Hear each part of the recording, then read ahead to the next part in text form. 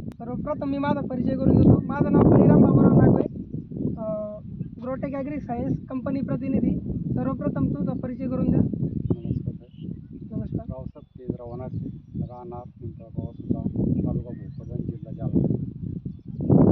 तुम्हाला मी मिडेक्स औषध अद्रकीसाठी सोडण्यासाठी दिलं होतं. तुमची अडचण काय होती?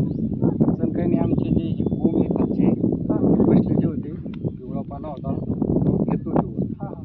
आता हा जे शेंडा आहे त्याच्यापासून आता ते म्हणजे चांगली वाढ झाली आणि त्याचा बदल जाणवला, चांगलं म्हणजे चांगला ग्रोथ घेतला. आता हे दिसतंय. तुम्ही इतर शेतकऱ्यांना काय सांगू इच्छिता?